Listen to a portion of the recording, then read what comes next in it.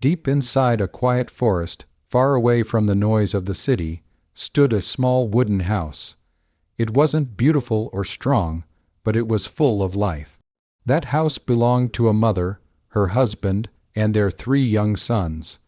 The forest surrounded their home like a wall.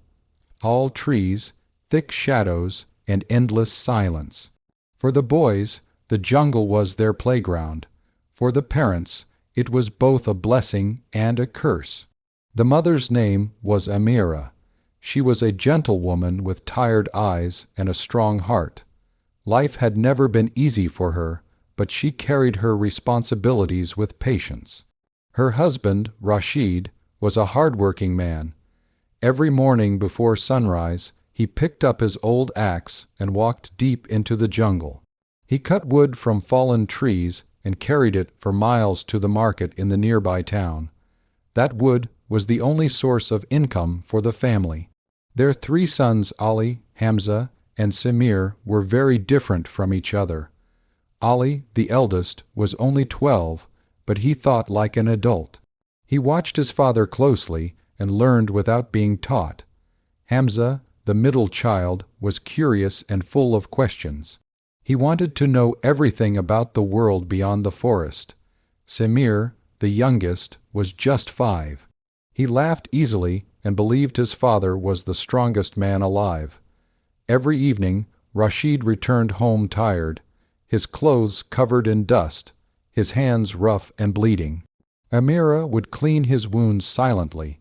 There were no complaints, only shared understanding.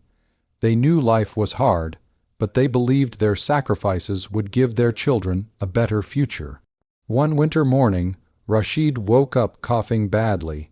His chest burned with pain, and his body felt weak. Amira begged him to rest, but Rashid shook his head.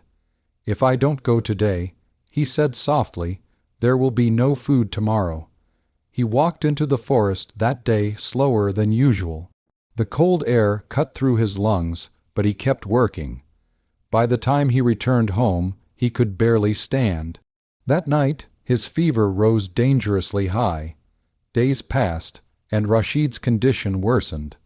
There was no hospital nearby, no doctor they could afford. Amira stayed awake every night, holding his hand, whispering prayers. The boys watched silently, fear growing inside their small hearts. One night, Rashid called Ali close to him. "Take care of your mother," he whispered, "and your brothers. Be strong, even when I'm gone." Ali didn't understand at first. "You're not going anywhere, father," he said, trying to be brave. Rashid smiled weakly. It was the last smile Ali would ever see. Before sunrise, Rashid took his final breath. The forest was silent that morning. No axe struck wood. No footsteps echoed through the trees. Amira's world collapsed in a single moment. She had lost her partner, her support, her strength. The boys stood near their father's body, not fully understanding death, only feeling the emptiness it left behind. Life after Rashid's death became harder than ever. There was no income. The small savings disappeared quickly. Hunger became a regular visitor. Amira tried everything, selling handmade baskets, washing clothes for people in the village far away. But it was never enough. Ali dropped out of school and began working wherever he could. Sometimes he carried loads in the market.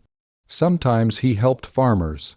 His hands became rough like his father's, his childhood disappearing day by day. Hamza tried to stay hopeful. He studied at night using an old book Rashid had once brought home. He believed education could break the cycle of pain. Samir often cried at night, calling for his father. Amira held him close, hiding her own tears so her children wouldn't lose hope. Years passed. The forest still stood tall, but the house inside it changed. The boys grew older. Ali became the man of the house. Hamza earned a scholarship and went to the city to study. Samir learned the value of kindness from his mother's silent sacrifices. One evening, many years later, Hamza returned home wearing clean clothes and a hopeful smile. He had become a teacher. He hugged his mother tightly. "This is because of you," he said, "and because of Father." Ali smiled quietly. Samir laughed proudly. Amira looked at her sons, standing strong and united. Her eyes filled with tears not of pain, but of fulfillment. Rashid was gone, but his sacrifice lived on in his children. The house in the jungle was still small, still simple, but it was full of strength, love, and legacy. And that was more powerful than any forest.